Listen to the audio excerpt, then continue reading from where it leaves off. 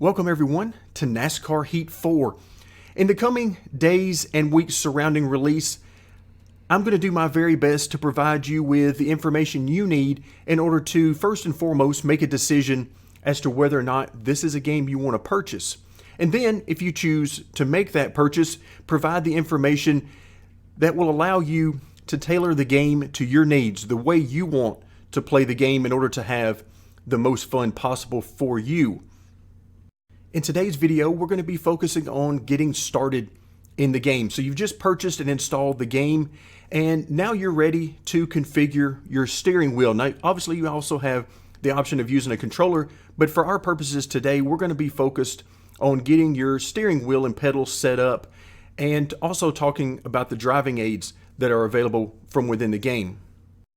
I am currently using the Xbox version of the game, and while a lot of what we're going to talk about in today's video is global across all the platforms, you will certainly see specific examples such as the button mapping that will be specific to Xbox. So keep that in mind as we click on the Options tab and move forward. There are a couple of, you can see we've got several tabs across the top of the screen. For today's video, we're going to focus on the Driving tab as well as the Player 1 controls to get our wheel and pedals set up. So let's start off with a brief discussion about driving aids. You can see right now I'm using the Expert preset, which is simply disabling all of the computer aids. And if we work our way backwards, you can do Easy, which is going to give you the most game assistance that will try to help you from spinning out, hitting the wall, hitting other cars, and so on. And then as we move into increased difficulty to normal, hard, and then finally Expert, you can see that the amount of assistance you're going to receive from the computer is going to be less and less until finally you get to Expert, where there is no assistance. If we come over to Custom, this is where you can mix and match as much as you would prefer. There are options to help you avoid contact, such as driving assist and wall avoidance. There are options to help you with the steering. If you're just learning a track, you're not exactly sure where and how to turn into the corner, exit the corner, and so on. This can be very useful to you. Stability help. If you're not sure about setups and maybe you've chosen a setup that's a little bit too loose for you, stability help can step in and help you. And then we've got a couple related to our pedals. So we've got the off throttle oversteer as well as braking oversteer, and both of these are designed to give you any help that you might need in controlling the car as you're on and off the throttle and on and off the brakes. But for our purposes, we're actually going to leave this on Expert so that we receive no additional computer assistance while playing the game. Now let's move over to Player 1 controls, and as I mentioned, we're going to be focusing on getting our wheel and pedal set up. I am on the Xbox platform using a Logitech G920 wheel and pedal set, and we're going to talk about specifically related to that, but again, a lot of what we're going to discuss is global across a lot of different types of wheels and pedals. To start off at the very top, under the settings, we're going to be using the type of shifting on the paddle shifters. That is what's built into the G920, so we're going to be using that by default. We can also switch that over to the stick shift if you have that add-on as part of your wheel and pedal set.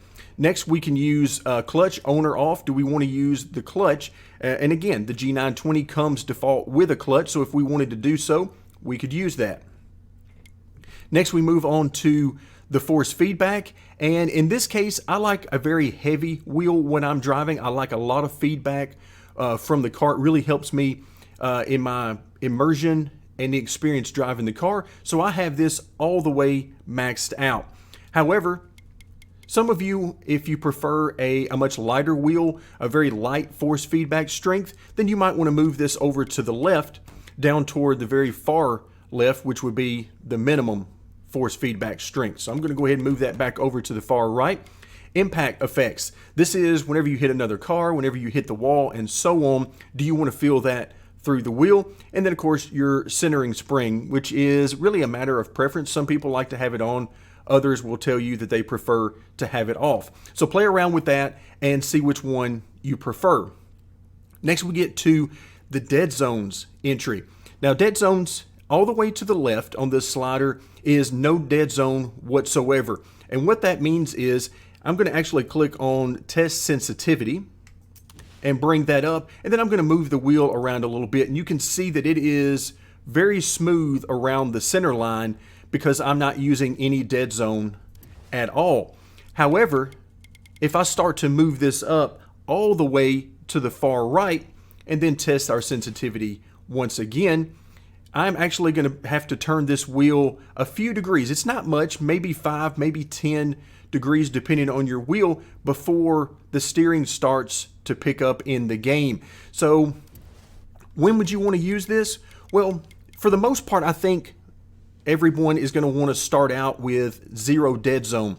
However, if you have maybe an older wheel, or your wheel has some issues with the potentiometer and maybe it's a little bit jerky around the center line, then it may help you out to move a few clicks in toward the right on the dead zone in order to help smooth that response out a little bit. Otherwise, I would imagine most people like me are going to have it to the far left with no dead zone at all.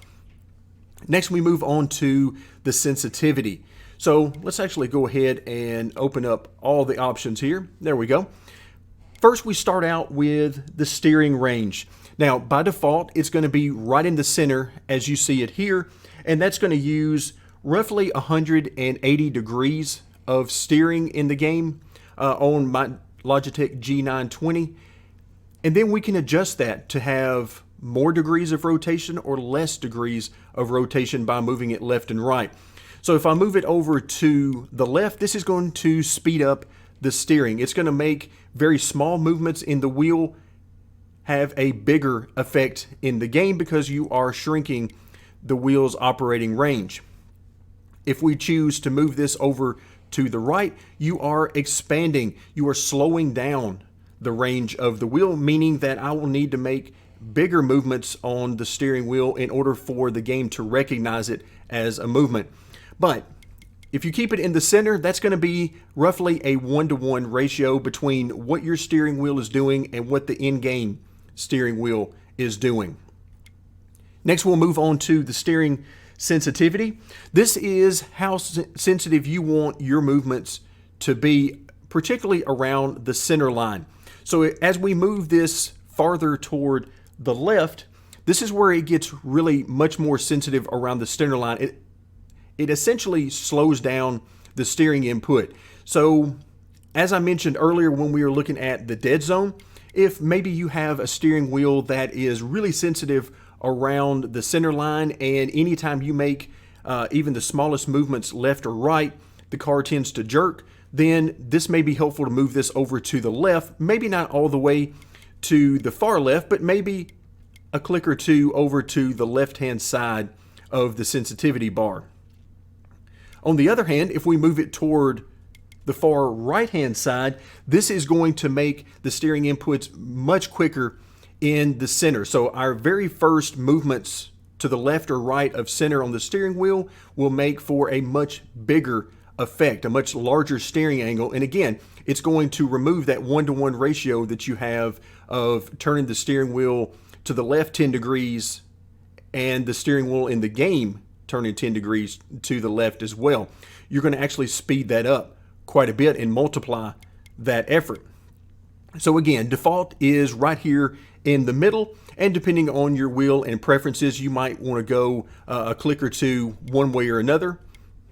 Moving on now to the brake sensitivity. Very much like the steering sensitivity, to the very far left is where we're going to start out if you're looking for the most deliberate and smooth input from the brake pedal. Now, a lot of this will depend on the age of your wheel and the shape that the potentiometers are in. Personally, my wheel has several years on it at this point, and the potentiometers aren't quite as good as they were when I first got it.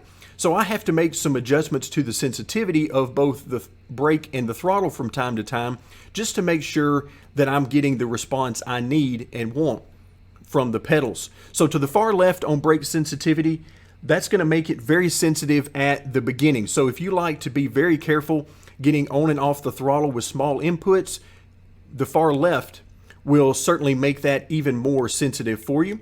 And then if you move this over to the right, it's going to make the pedal very sensitive in jumping large amounts very quickly. So for me, since my potentiometers aren't exactly what they used to be, I might need to move this a few clicks toward the right from the far left. So maybe 2 to 3 clicks just to help the brake out and make sure that I can actually engage the brake fully. And once again, we can always test this out just to make sure. You can see here it is fairly smooth, but very quickly, even before I get to 100% on the throw of the pedal in real life, I've reached 100% in game, and that's because I have increased the sensitivity. However, if I come back to the far left, then I'm going to have to get very close to max brake before I start to see that on the screen. Same thing, let's test it once again with the brake sensitivity to the far right.